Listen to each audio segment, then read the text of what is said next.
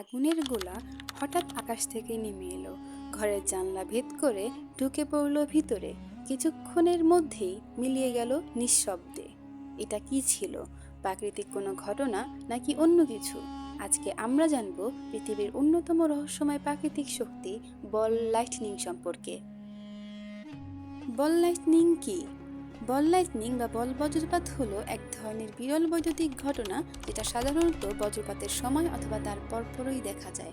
পর্যবেক্ষকদের মতে বল বজ্রপাত 1 থেকে 100 সেন্টিমিটার ব্যাসের একটি উজ্জ্বল শিরশির শব্দের ঘূর্ণিঝড় হিসেবে আবির্ভূত হয়, যা মাটির উপরে ভেসে ওঠে এবং বাতাসের তীব্রতা বা দিক নির্বিশেষে চলাচল করে।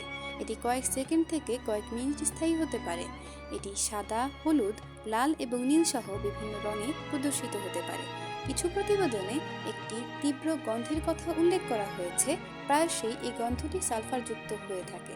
সবচেয়ে আশ্চর্যের বিষয় হচ্ছে, বিজ্ঞানীরা এখনও নিশ্চিতভাবে জানে না এটা আসলে কিভাবে তৈরি হয়। বল বজ্রপাতের প্রাচীনতম বর্ণনাটি পাওয়া যায় দ্বাদশ শতাব্দীর ক্যান্টারবেরি গার্বাস নামে একজন ইংরেজ সন্ন্যাসীর কাছ থেকে, যিনি 1195 সালে লন্ডনের কাছে একটি অগ্নিময় গ্লোব সম্পর্কে লিখেছেন। 200 বছরেরও বেশি আগে HMS ওয়ারেন হেস্টিংসের ক্রুরা আকাশ থেকে নেমে আসা বিশাল আগুনের বল দ্বারা আক্রান্ত হওয়ার কথা জানিয়েছিলেন।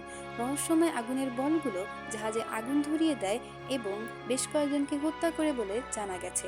1 শতাব্দী পরে ব্রিটিশ জাদুবিদ অ্যালিস্টার ক্রাউলি যে কুটিরে থাকতেন, সেখানে বিদ্যুতের আগুনের ঝলমলে গ্লোব দেখা যায়, যার বর্ণনা তিনি তার আত্মজীবনীতে বিস্তারিতভাবে বর্ণনা করেছেন। তিনি দাবি করেছিলেন যে ভাসমান বলটি তাৎক্ষণিকভাবে বিস্ফোরিত হয়েছিল এবং তার হাতকে কিছুটা ধাক্কা দিয়েছিল। ভয়ঙ্কর, রহস্যময় এবং সম্ভাব্য বিপজ্জনক এই ঘটনাটি আজ বল বজ্রপাত নামে পরিচিত। অস্ট্রেলিয়ান আউটব্যাক লোককাহিনীতে এগুলোকে মিনমিন লাইট বলা হয়। অদ্ভুত অস্পষ্ট আলোর বল যা রাতে মানুষকে অনুসরণ করে।